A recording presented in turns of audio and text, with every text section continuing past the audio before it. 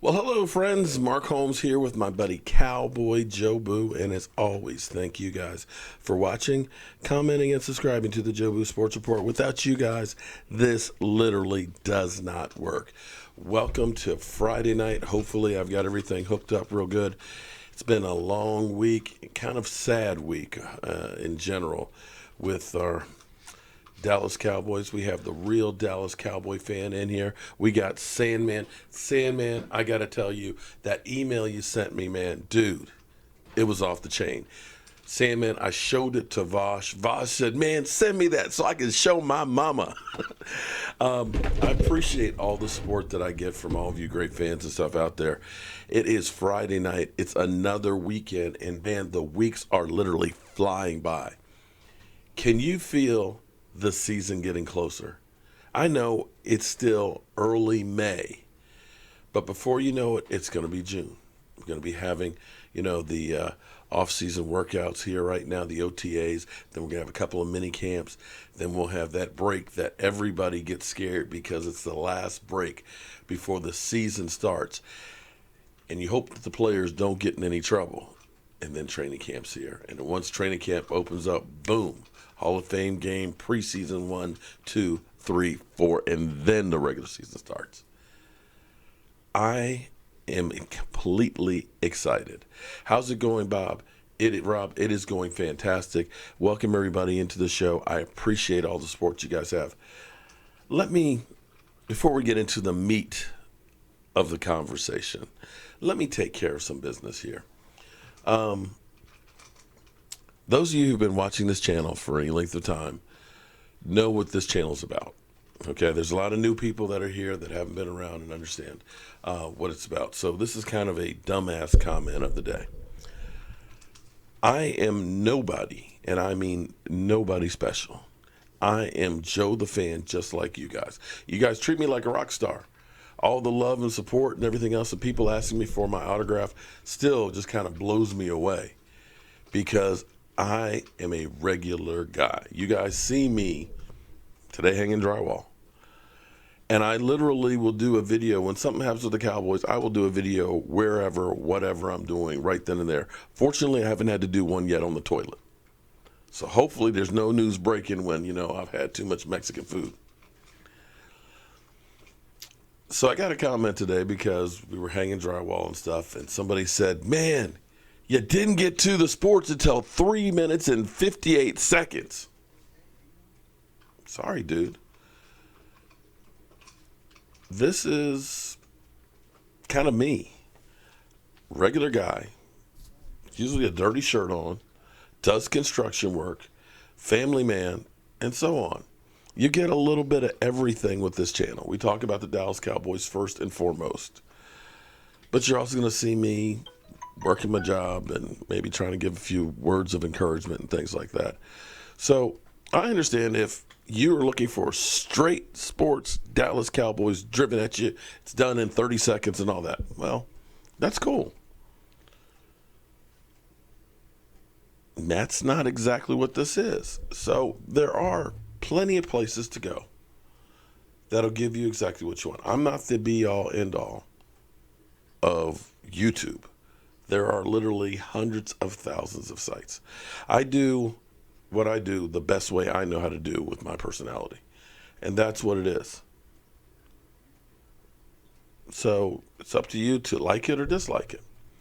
The other thing is we had a little tiff, little thing that I think you guys made more of it than I and Okoye did. People will have differences of opinions. I don't necessarily want to have people who constantly agree with me. I would actually like to have somebody who likes to argue or has a different point of view, because everybody, and I mean everybody, can teach you something that you didn't know if your mind is open to it. Jobu, of course, needs a refill. And it's better to hear all sides of the argument and then make your own mind up. So Okoye was debunking Des Bryant's skills. My daughter's doing great, Lloyd. Thank you very much. I didn't necessarily agree with his opinion. But just because we don't agree about the same thing doesn't mean that I hate him and he hates me. Yeah, he made a video, kind of downgrading me a little bit, calling me a fair weather fan or whatever, but that's all cool. Again, if you're going to do YouTube, you better have a thick skin, because even on the good days, I got people that tell me I'm an idiot, I'm stupid, I'm old, I'm fat. What are you doing on YouTube? You don't have a clue. Well, okay. I mean, personally, if I don't like it, I wouldn't take the time to tell people and comment on it that I just don't like it. I just move on. But hey, what do I know? I'm old. So guys, how are you guys feeling a week after the draft? Can you believe it was literally a week ago today that we were on round 2? I was literally sitting right next to Vosh, and God, what an incredible experience. That guy knows his stuff. Don't worry, I got no beef with Okoye. In fact, him and I talked on the phone a whole lot today and stuff. Dude has a lot of production skills and things like that, has a whole studio stuff. Lloyd, definitely we can get you a shirt. Thank you very much. No Dak Ninja.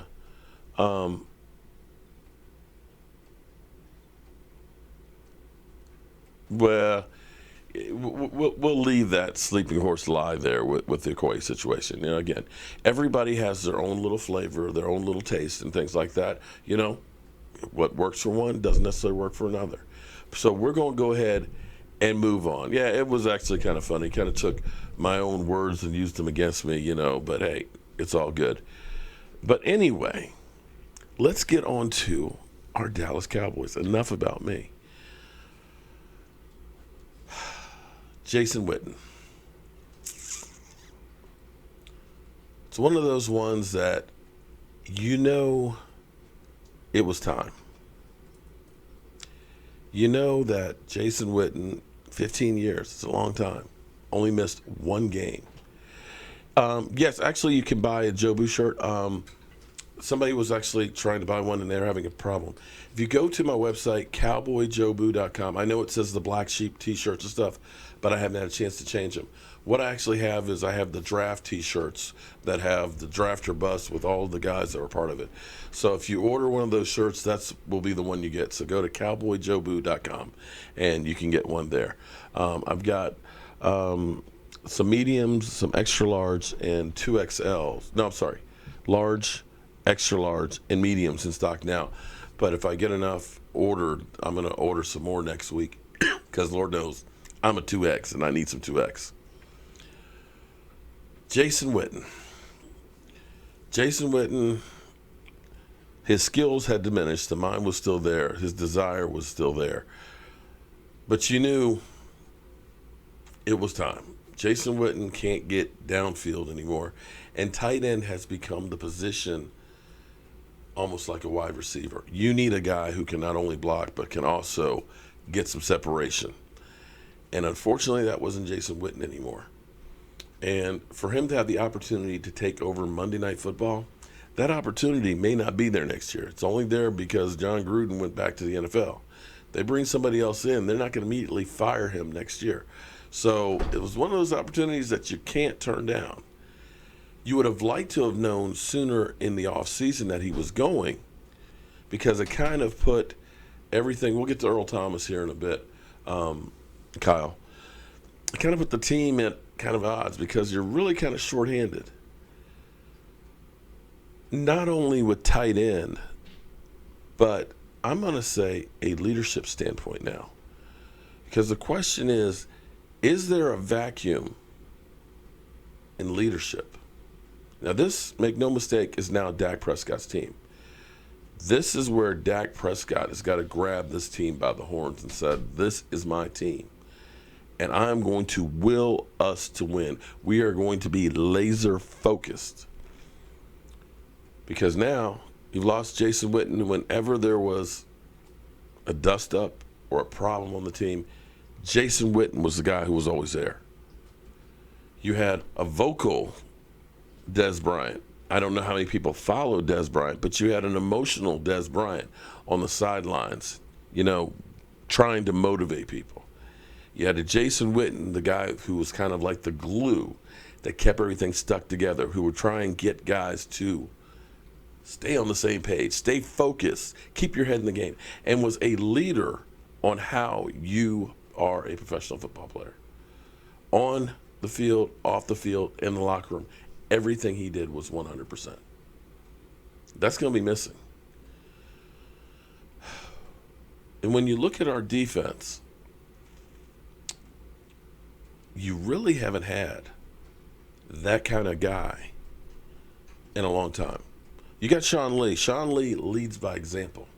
Sean Lee goes to work every day. You don't see Sean Lee doing a whole lot of interviews. You don't see Sean Lee going off on the sidelines. He goes out there, does his job, boom.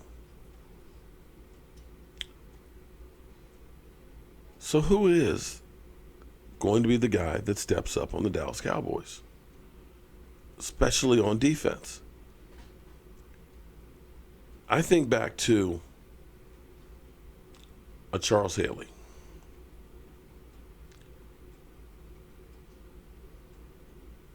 Charles Haley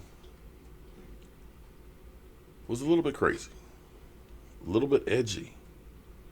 And I can understand Charles going off at San Francisco because at JMU, let's be honest, JMU, when he played, he was the guy. We had Gary Clark, who was there a year before him. Got there a year before him, then Charles got there. And those two guys were the cornerstone of the JMU football team. But JMU didn't do a whole lot of winning. Yeah, we beat UVA in '83 because Gary Clark scored 3 touchdowns. But every year that Charles was there, we had losing records. And once he went to San Francisco and got a taste of winning, if you weren't about winning, it's like you were stealing something from him.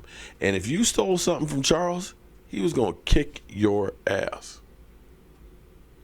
He was a vocal leader. You could see him be emotional. When Emmitt Smith wasn't re-signed with that new contract and missed those 2 games and they lost, he was putting helmets through lockers. He was scaring the piss out of Jerry Jones. He was leading by being a little bit out there. Because with Charles, you kind of had 2 choices.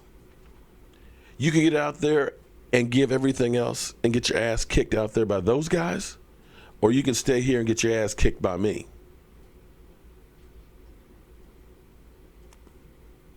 You may think he's crazy, but he was a motivator of guys. And when you saw him out there giving everything, body breaking down, you said, I'm going to go to war with that guy. And that's what's missing from this team on the defense. It's one of the reasons why I have talked about an Earl Thomas. Earl Thomas is now beginning to play those games a little bit. He's not showing up for the second phase of OTAs, which are, the first phase is basically you're there, you're lifting weights, you're doing running drills and stuff. Second phase, you're starting to work with the coaches and start figuring out the schemes, the changes and stuff like that, and he's not there. Now, the GM says, we believe he's going to be here. We believe he's going to be part of the team. But I think Seattle has overplayed their hand. And I actually have to give the Dallas Cowboys credit because they could have had him. They were willing to take that second-round pick, even though they had talked about – no, they second. They tried to talk him down to a third. They didn't go for the third. But they originally wanted that first-round pick, and Dallas was like, nah, that's too much. And I'm glad they didn't take it because everybody's like, you're crazy if you want to give up a first. I said, don't give up a first. I said a third. I said I wouldn't go higher than a third for him, especially when you looked at what the other players and stuff were going for out there. The Cowboys could have gotten him with that second-round pick, but they looked, and they saw Connor Williams sitting there, a tackle that we could convert to a guard who had first-round talent. And instead of the team going ahead and saying, we're going to go ahead and take that, make a big splash, get Earl Thomas, they took the prudent move and said, now we got a guard for the next 10 years. That's not Jerry Jones-like, or at least not old Jerry Jones-like. Jerry Jones, the guy that traded 2 number ones for Roy Williams. Now, all of a sudden, the team is being run a little bit different than they had before. And because now they're sticking to their guns, the closer we get to the season, the more desperate Seattle is going to be. Because they don't want to sign him to be the highest paid safety in the NFL at this point. Cliff Averill, just released from the team. Cliff Averill, a stand-up guy, one of the few free agents that you'll see that has a long tenure with the team. Most free agents last about 2 years, but he signed from Detroit Lions in 2013. Excuse me, my voice is still kind of shot. In 2013. And he played lights out every single year. And it's because of Cliff Averill that Dak Prescott got his opportunity when he did.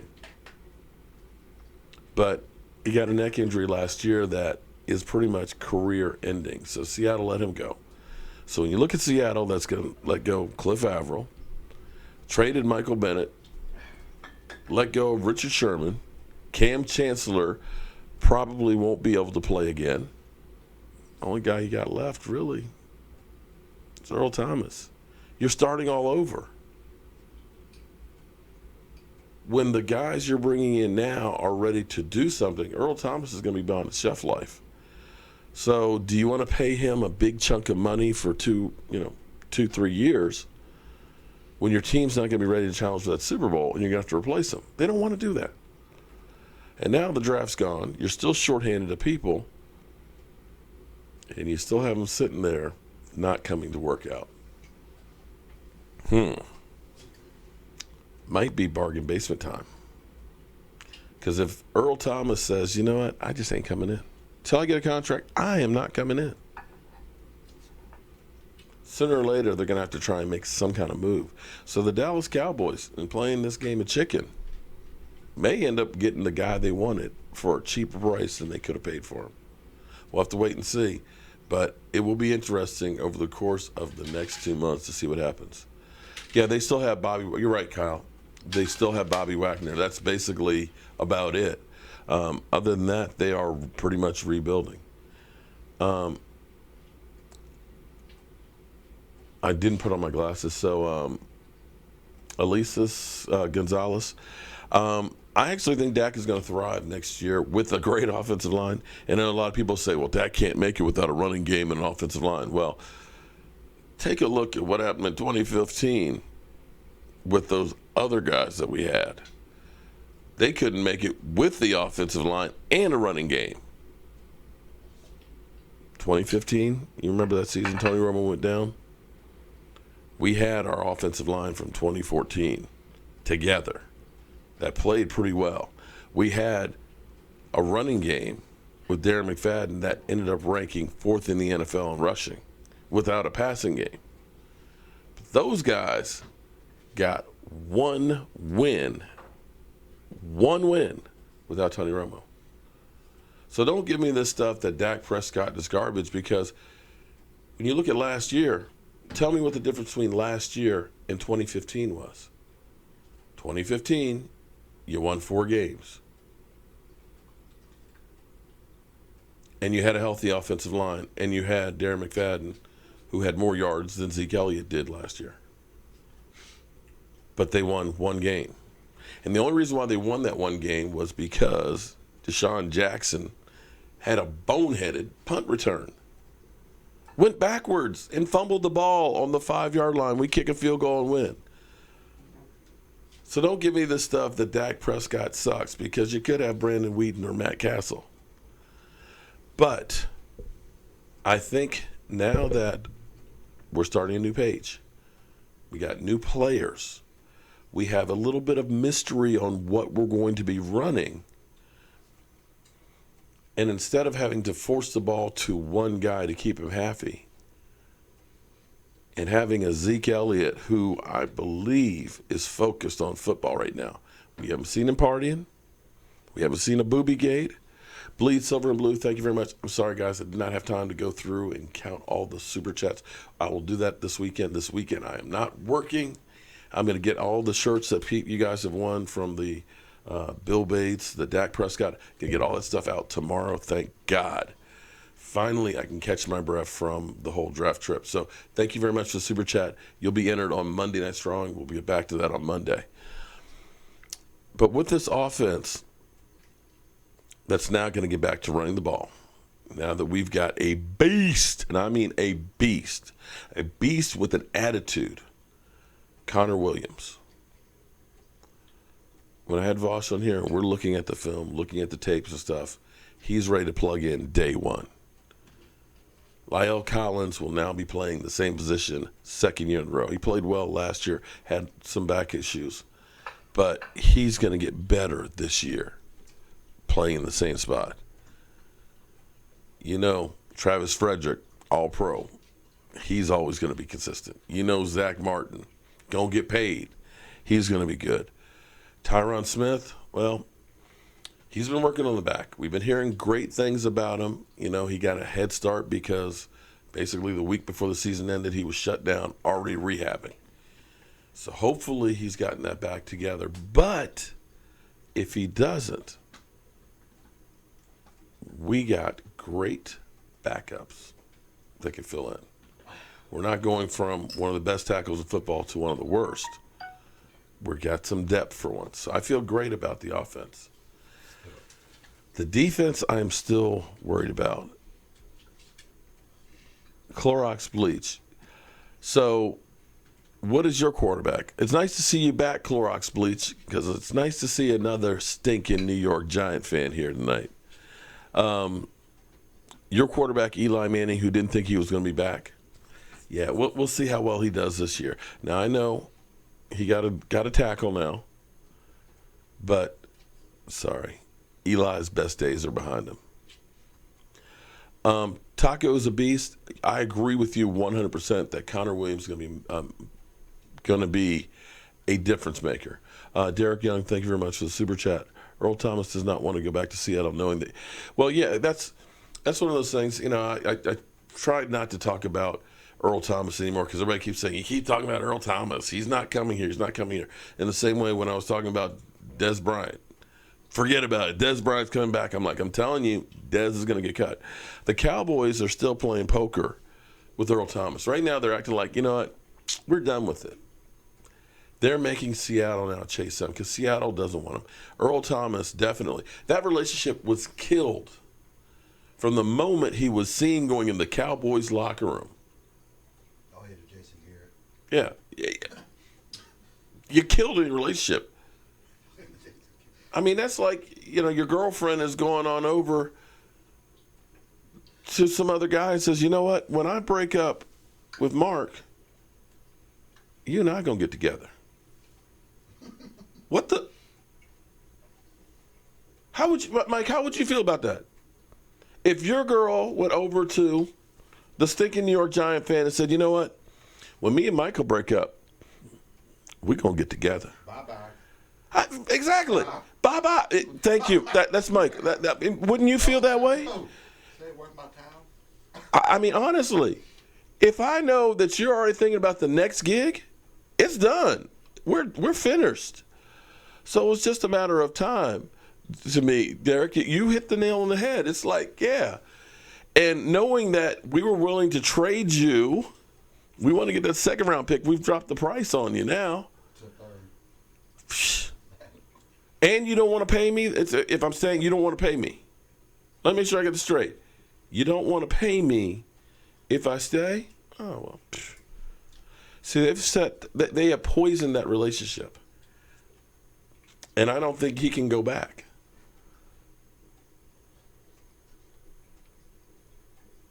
I was chatting up with waitresses in your streams. Laugh out loud. I'm friendly. Yeah, I know exactly which waitress you're talking about when we stopped at IHOP and things like that. But here's what's cool, because you noticed that. She was really nice. She gave us great service, gave me 3 cups of coffee for the road. And you guys know how much I love coffee. And she was fantastic. She gave us great service and stuff. And she was on a video. And I guarantee you she's watching this show. Maybe not this one right now, but I guarantee you she's a subscriber. And you know what?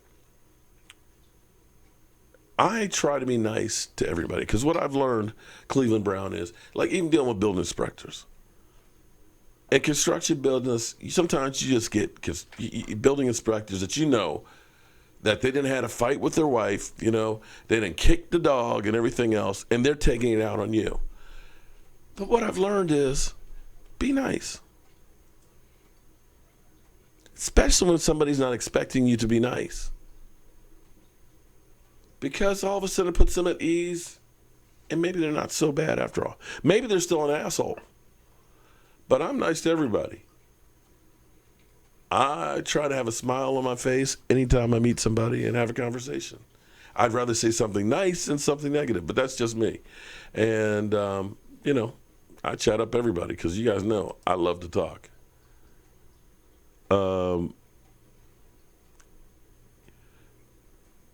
Eagles 12-4. Christian says that they'll be 2-14. I think if you're asking me an honest opinion, I know the Eagles are flying high. They feel good. They think that what happened last year is going to be every year from here on out. But I got to tell you, Eagles, you guys are headed for some tougher times. Remember something. Even when the Giants won those Super Bowls, nobody wins the NFC East back-to-back since the 2003-2004 season. Fact. And I'm telling you, Eagles, you got a quarterback controversy that's going to happen. Carson Wentz is trying to get back on the field, and I can't blame him. But if he's not ready, if he goes out there and stinks up the joint, you know how you Eagle fans are. You guys are like Cowboy fans. The first bad game is going to be, why are we dealing with this bum? Nick Foles won us a Super Bowl. Ron Jaworski didn't do that. Randall Cunningham didn't do that. Why do we have a Super Bowl MVP sitting on the bench? Can't you guys feel that coming? As a Cowboy fan, I'm waiting for that to happen. I know it's going to happen. So we'll see. Eagles, then again, maybe you guys will break the cycle. Maybe you guys will be great. But I'm telling you, you guys are going to be coming back to earth. The Eagles won't be flying as much as they're flying right now. Kyle says the Giants are going to be next to the Cleveland doo-doo Browns. Well, the Browns may be improved, so they may be below the Browns. Well, Taco's a beast. Here's what I feel good about. Okay, Sean Lee. Let's go to Sean Lee right now. Sean Lee, when healthy, is one of the best linebackers in football. It's undeniable.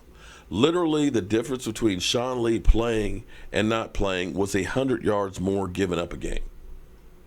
Some people say, oh, you need to cut Sean Lee. No, what you need to do is you need to be able to account for those games he can't play. Having some depth, so that way if you miss him a game or two or three, you're okay. But Sean Lee's best year, 2015, when we had Rolando McClain in the middle. Sean Lee stayed healthy. I won't say it was because he told Joe Boo to keep him healthy and keep on the field. You remember that, Mike? Sean Lee saying to Joe Boo, I need you to keep me healthy and on the field. Yeah. So 2014, when he was still on crutches, he said, Joe Boo, I need you to keep me healthy and on the field. But we had a Rolando McClain who was in the middle, the thumper, the guy that was taking on those run blocks, the big guys. And that's a guy that I wish could have kept his head in the game because he had all of the skills, natural skills, because he didn't practice. Yeah, we're talking about practice. He BS'd his way. And if he had ever applied himself, he could have been incredible. But when he played, it kept Sean Lee clean. It was a guy that was protecting the middle. And with Vander Esch, I'm kind of hoping. At first, nobody was happy about that pick. You guys saw me and Vosh. People were packing stuff up and going back. They're like, what the hell? But after looking at some of the film and seeing this guy who's 255, he's big, he's fast, sideline to sideline. That's not usual for a linebacker. Either you're big and a thumper, or you're smaller and you're fast. This guy is both. If he can be that thumper in the middle, it'll help Sean Lee stay healthy and Sean Lee do what he does best, which is chasing down from the backside. Then you can play Jalen Smith in positions where he's going straight ahead and pick his points, not making him an every down linebacker, because we saw first half of the season while he was still healing, he can't cut real well. I know he's now working out without the brace. They say he's at about 90% and things like that, but we need him to be at 100%. He's got the instincts and the skills, but he needs to be able to be a guy that when he comes in there, he makes a play in there, he hits a guy straight up and can drive him backwards, not get carried back down the field. So with Sean Lee, I feel better with him having Vander Esch in the middle. I would still love to have the fire hydrant in the middle. I would still love to have a big tackle, because here's what happens. If you look at DeMarcus Lawrence's sack numbers, majority of his sacks happened the first half of the season. He was a beast. It wasn't that he lost anything as the season went on. What happened was teams realized the Cowboys have a great outside rush.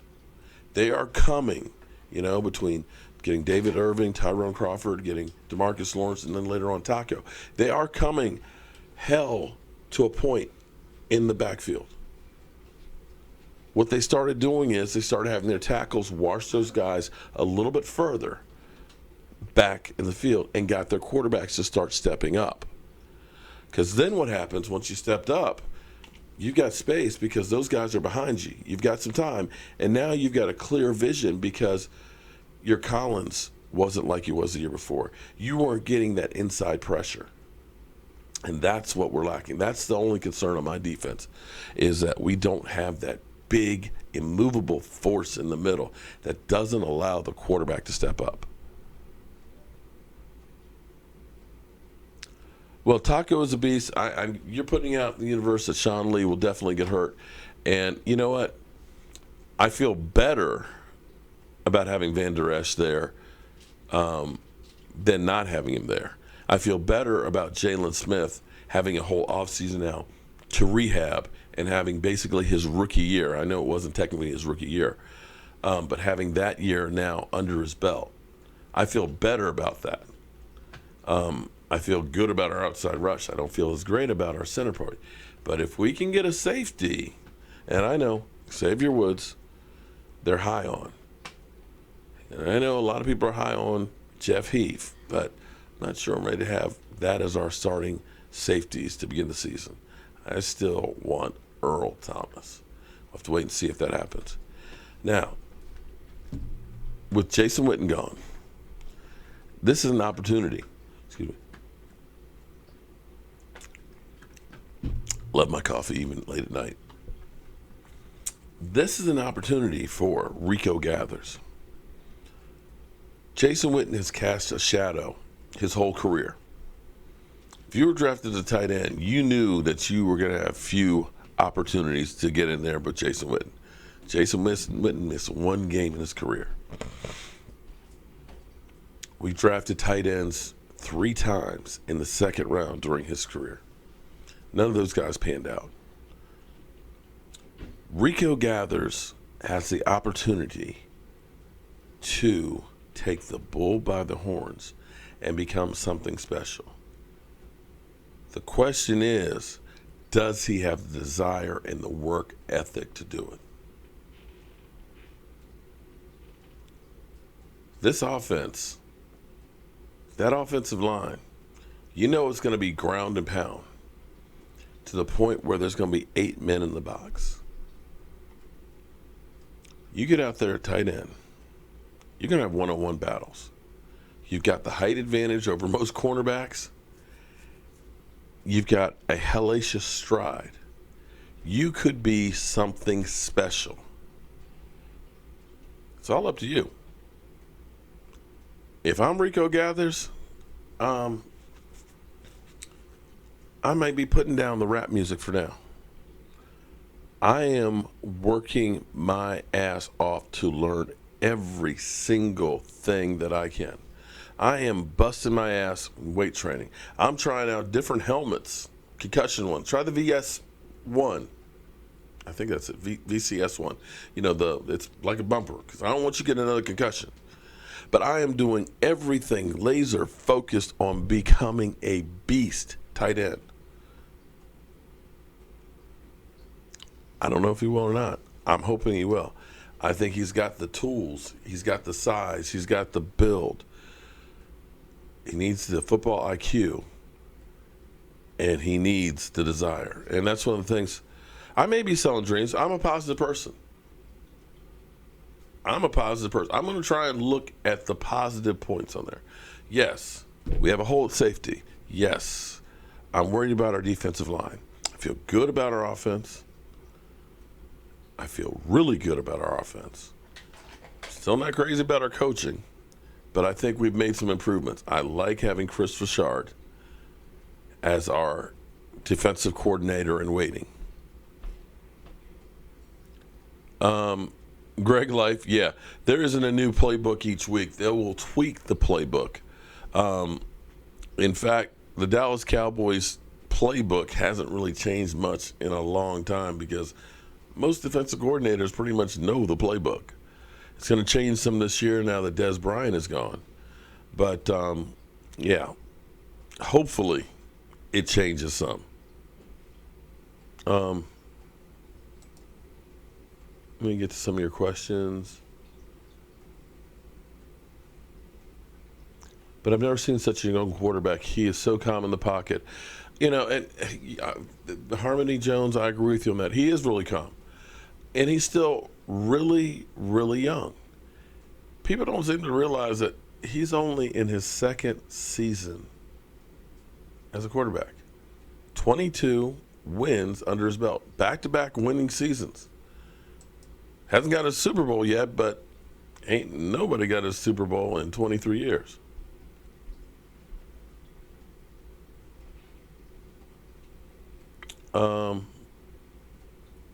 Bubble wrap Rico's helmet. Okay.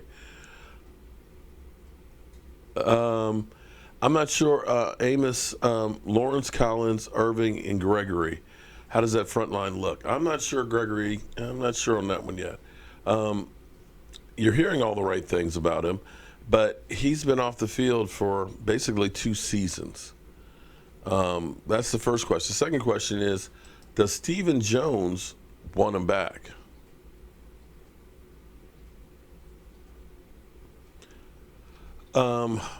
With the draft over, do I think is most improved defense, offense, or special teams?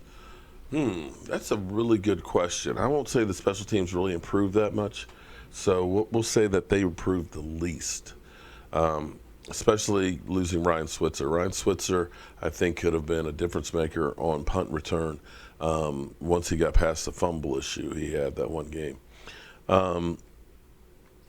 The offense definitely, I think, improved from the standpoint of having depth on the offensive line as well as getting Connor.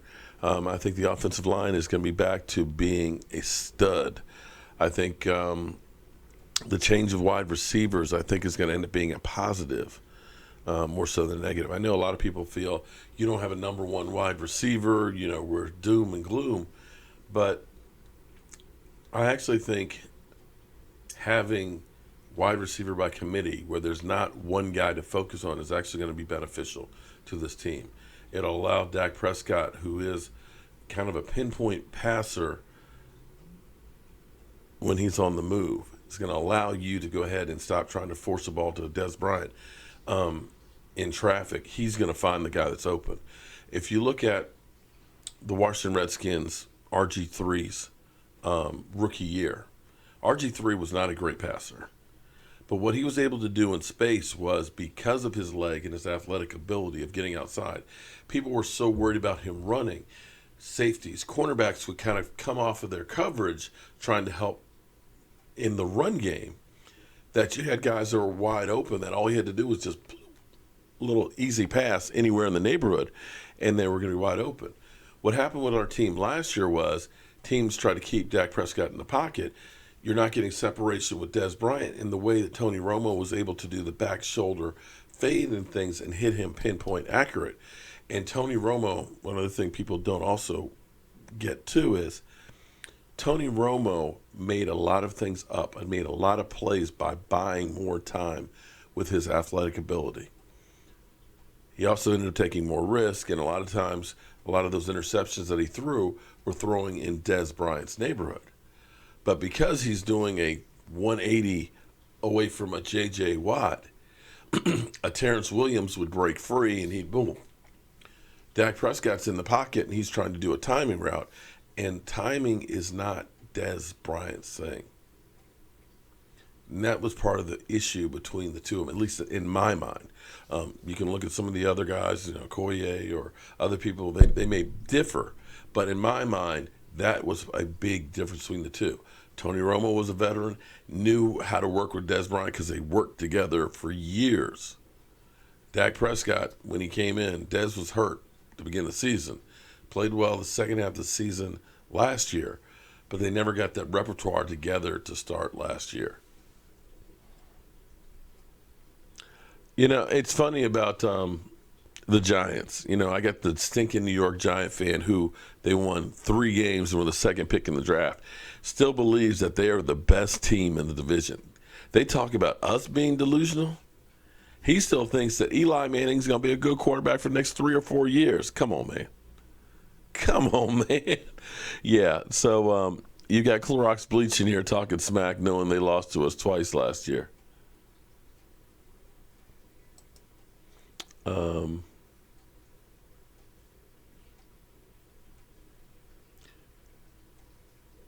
Submit, okay. Forgive me, I don't have my glasses on, so I'm kind of like squinting in here. Clorox he beat the Steelers, okay.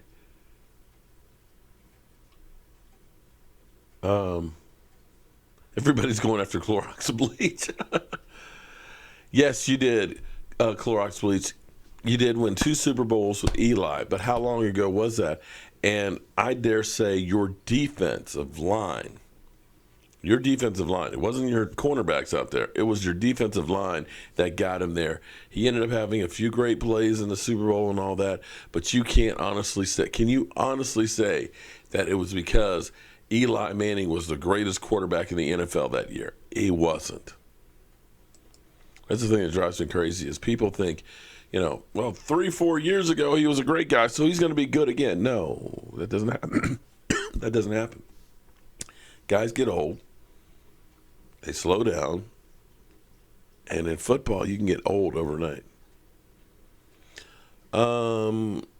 We can beg to differ on that. There were a couple years in there where we had capable defenses. And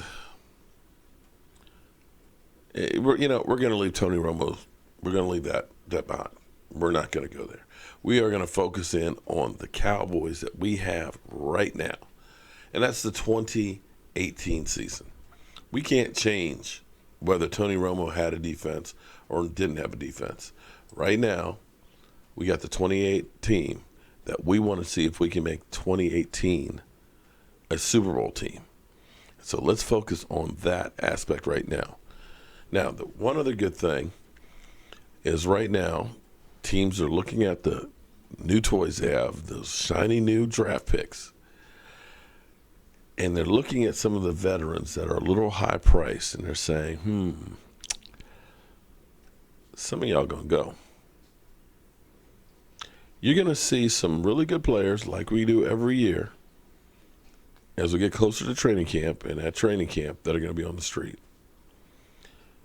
And you can find some good quality people, and that's that second or actually third wave of free agency.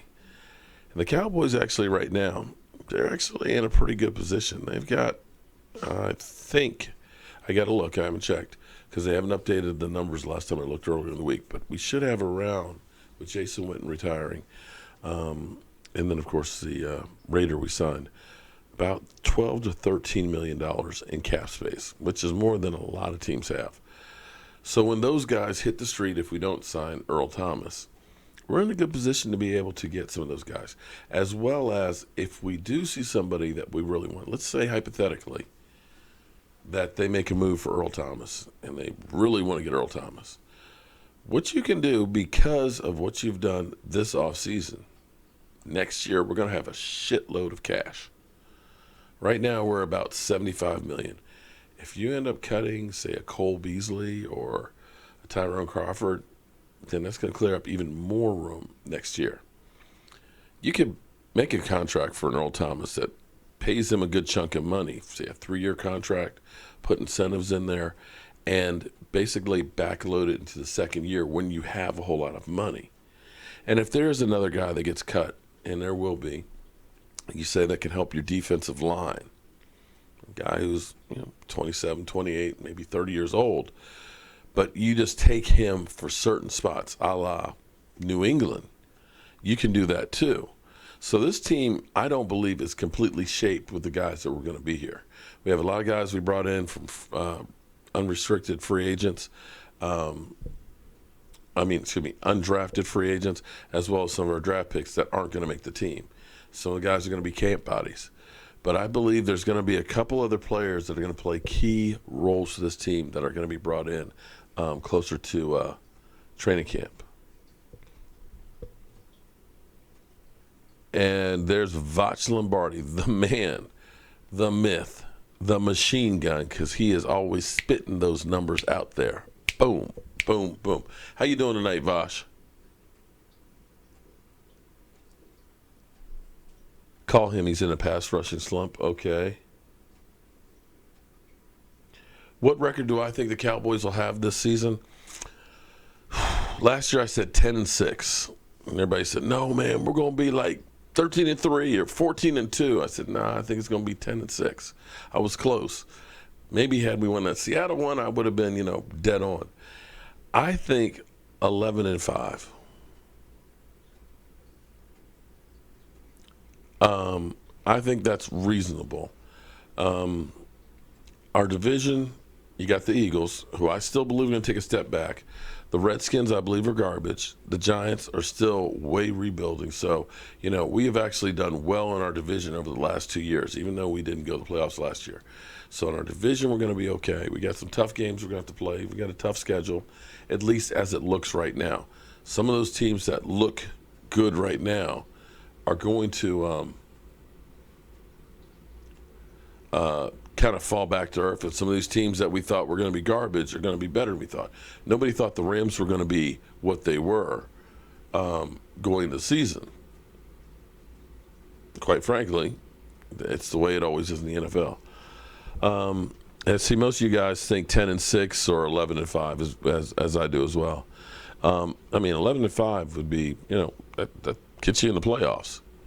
10-6 gets you in the playoffs. Most years 9-7 would get you in the playoffs. It just happened to be that this year wasn't the year. Giants last place. I could see that. I could also see the Redskins at last place.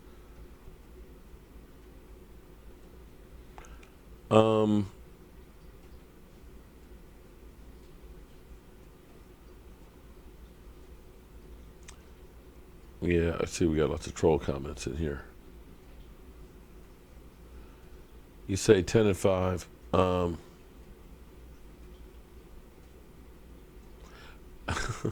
Have Vosh Lombardi. Have a vacation. Why are you hating on Cortland Sutton? Okay. Well, Vosh can answer that one. With that schedule, I will puke if we only get 11-5. Well, you know what? I'd be happy with 11-5 in playoffs and then go from there. It seems like whenever we end up having, a 13-3 or a 14-2 record, we fall flat on our face. I'd like us to be fighting to get into the playoffs and see if we can actually keep that momentum going.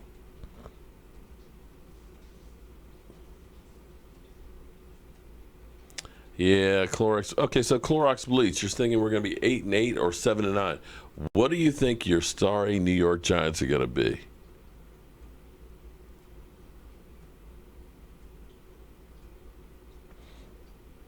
Well, how are you doing tonight, Jackie? Glad you could join in.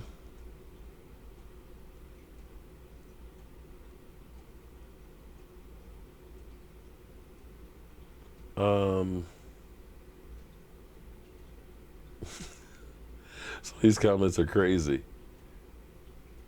We don't want to. Ninja, I agree with you.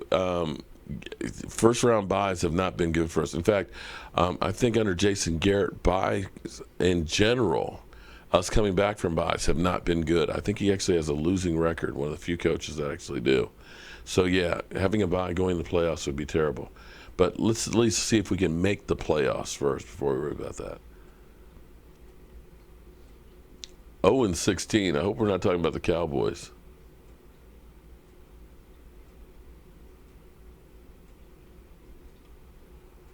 Do you see what Colin Cowherd said about starting quarterbacks? We have a 70% winning percentage. Okay. Didn't see Colin Cowherd.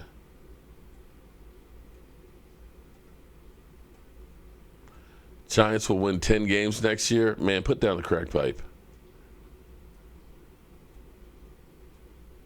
How you doing, Wade? Nice to see you.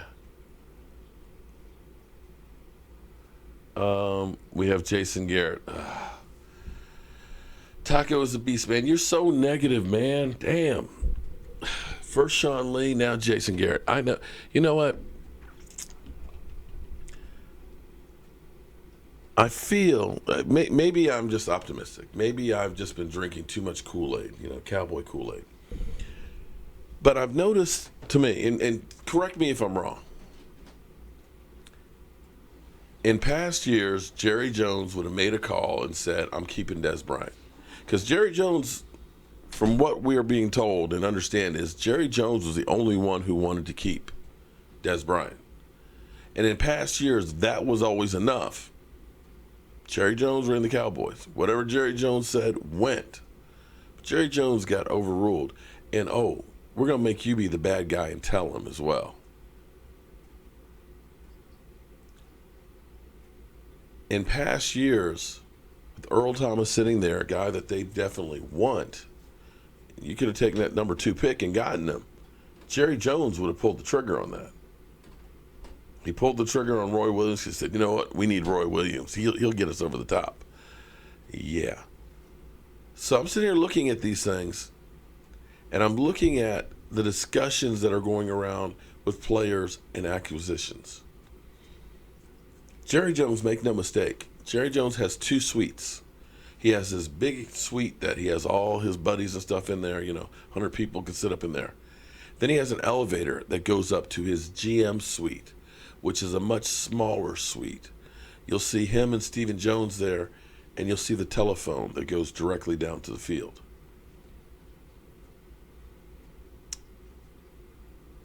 Jason Garrett defers to Jerry Jones. Well, the reason why Jerry Jones like keeping him around is because he lets Jerry be Jerry. But I'm wondering if that is beginning to change because Jerry's getting older and Stephen Jones is taking more and more charge of that. If Jason Garrett is going to be given a bigger role to run the team the way he wants to, because I feel like this is a year that they're going to give him enough rope to hang himself. Because if this season doesn't work out, then you have to fire him. Because he has 2 years left on the contract. You never have a coach go into last year of their contract. You either fire him or you extend him. Because you don't want a lame duck coach going into the season. It just does not work. So you have to at least give him 1 more year on the contract or something. That's one of the reasons why I think it's going to end up being a successful year is because Jason Garrett seems like whenever he's about to be fired, the Dallas Cowboys make the playoffs. Think about it. 8-8, 8-8, 8-8. Jason Garrett on the hot seat, taking the play calling away from him. What do they do? 2014, boom, playoffs. 2015, team goes in the toilet. There's whispers of, maybe Jason Garrett just gets 1 more year and we'll see what happens. Boom. 2016 happens. Coach of the year saves his job. So now we have this year, and everybody says he's on the hot seat. So the cycle will be the Cowboys make the playoffs, save Jason Garrett's job, and the nightmare will continue. We'll revisit this at the end of the season, but you guys know I'm right on this. So count on us being on the playoffs and Jason Garrett getting a contract extension. And I think that'll make Vosh happy, won't it, Vosh? Jason Garrett is great at saving his job. I mean, seriously, it's like he's got 9 lives when it comes to being a coach of the Dallas Cowboys. You know, any other team, he would have been gone.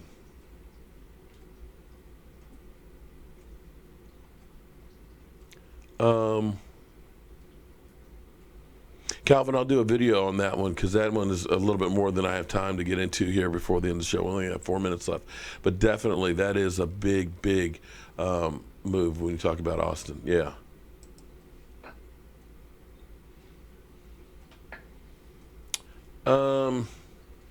Navarro Bowman. That's interesting. But with us drafting Vander Esch, I don't think you're going to sign a Navarro Bowman. Again, I'd rather have a defensive tackle, a big beast.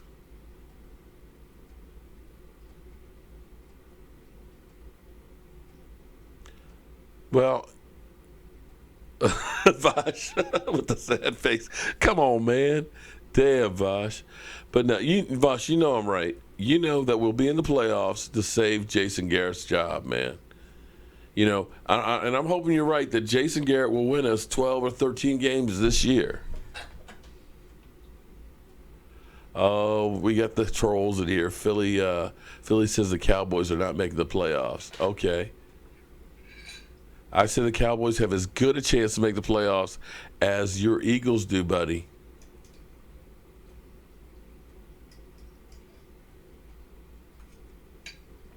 Well, to me, I agree with you. No more excuses now, for Jason Garrett. You know, you've had enough time that the roster's been turned over completely. Okay, you've got players that supposedly you are excited about, and hopefully you've had input on it. Okay, you've got coaches now that you can work with and things. This is time. You've got a young team, one of the younger teams in the NFL. You had Rookie of the Year quarterback. You had the best running back in football 2 years ago. You got the best offensive line in football. You have more than most teams have. And I'm sick of this saying that, oh, well, we lost Tyron Smith and Sean Lee, so we aren't expected to make it. Other teams lose guys all the time. Other teams lose their quarterbacks and still win football games. So I'm tired of excuses. This is time to put up or shut up.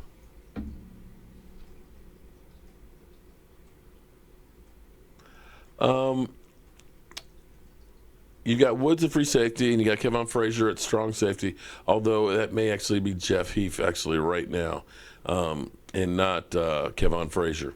I think Kevon is actually down the line there. I still, from a leadership standpoint, and I tried to touch on this before, I think you need a vocal leader and a guy who has experience. We have a very, very young defense with nobody who's actually been there before, nobody who's knows what it takes to be in the Super Bowl, nobody who knows the playoffs. We have such a young team that don't devalue having somebody with experience on the team.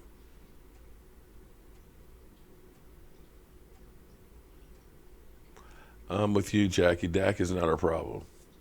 But with this being said, Jackie, I'm fearful for Dak's career because I worry about coaching. The coaching staff that we've had in Dallas has not developed a single quarterback in the time that Jason Garrett's been here. So I worry about that aspect of it. Is Kellen Moore going to be a good quarterback coach? I don't know. John Gruden believes he is, but then John Gruden doesn't believe in analytics and doesn't believe in the 20th century either. Hey, Dak Prescott does too. Harmony Jones, I'm happy. I think Byron Jones is a better corner than safety. I think the Cowboys have kind of stunted his growth by moving him from safety to corner and corner to safety and everything else. He needs to be in one position, and I think he's a better corner than safety. To me, a safety is a guy who plays lights out, head in front of you, ready to take your head off. And that just was not Byron Jones. Ram Nation, all Dallas Cowboys fans will be taking applications. Okay. All right. So you believe cutting Dez and Jason Witten retiring saved Jason Garrett for another year? Ooh. We'll have to wait and see on that one. I think the Cowboys are going to make the playoffs, and so that's going to save Jason Garrett's job. But as always, guys, it is 10 o'clock. It's Friday night, and I am actually tired. I'll be back on Monday night over the weekend. Got some work to do. Got to get those guys' shirts and stuff out. And, of course, watch All or Nothing. Finally, I'll get an opportunity to. But, guys, I want to thank everybody for all their support. Thank you for being part of the Joe Boo Sports Report. Thank you for helping me be able to do this, because without you guys, this just does not work.